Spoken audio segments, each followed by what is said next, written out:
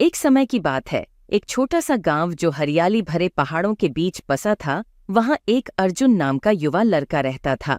अर्जुन को उसकी साहस और रहस्यों के रपती जिज्ञासा के लिए जाना जाता था। एक बरसाती दिन को, जब वह अपने गांव के पास जंगल में घूम रहा था, उसने एक प्राचीन मंदिर को खोज लिया जो कि वृक्षों से घिरी बहुत गहराई में छिपा हुआ था। अपनी जिज्ञासा को ध्यान में रखते हुए अर्जुन धीरे धीरे मंदिर में प्रवेश किया। हवा में नमी की खुशबू थी और वहां की भयावह चुप्पी बरसात की बूंदों के टपकने की वजह से टूट गई थी। जब उसने और आगे खोजना शुरू किया, उसने दीवारों पर अजीब चिन्ह देखे, जिनमें देवताओं और पौराणिक प्राणियों की कहानियां थीं। अचानक एक बड़े पत्थर के पीछे से हल्की सी चमक आई। जिज्ञासा के साथ अर्जुन धीरे से उसकी ओर बढ़ा। वहां एक छोटे से गुफा में एक चमकदार ताबीज था जिस पर जटिल आकृतियां थीं।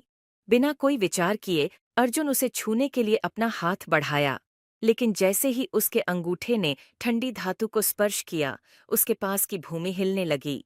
मंदिर के सारे दरवाजे बंद हो गए और अर्जुन ने समझा कि उसने कुछ प्राचीन और शक्तिशाली को क्रियाशील कर दिया है। भय से उसने निकलने की कोशिश की, लेकिन मंदिर ने खुद को बंद कर दिया था। बेकाबू अर्जुन ने अपने कदम दोहराए, बाहर निकलने की आशा में। तभी एक ध्वनि मंदिर के गुमनाम अंधेरे में गूंजने लगी। कौन है जो मेरी निद्रा को तोड़ने का साहस करता है? अर्जुन भय में जम गया। मंदिर में से आई आवाज ने कहा कि तुम्हें ये ताबीज पाने के लिए 3 परीक्षा देनी होगी।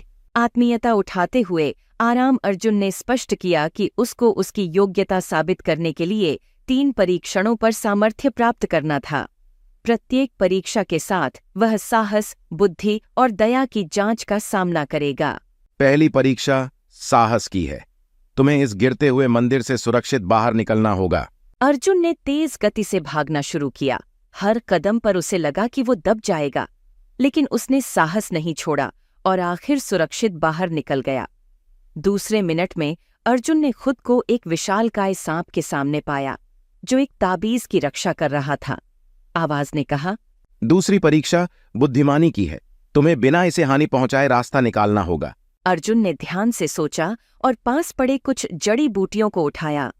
उसने उन जड़ी बूटियों का उपयोग करते हुए एक दवा बनाई और सांप के सामने रख दी। सांप ने दवा सूंघी और शांत होकर वहां से चला गया। अर्जुन ने दूसरी परीक्षा भी सफलतापूर्वक पार कर ली।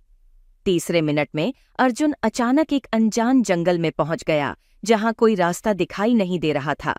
आवाज ने कहा, तीसरी परीक्षा धैर्य की है। तुम्हें इस जंगल से बाहर निकलने का सही रास्ता खोजना होगा। अर्जुन ने चारों ओर देखा और धीरे धीरे ध्यानपूर्वक चलना शुरू किया। उसने पक्षियों के चहचहाने और हवा की दिशा को ध्यान में रखते हुए अपना मार्ग तय किया।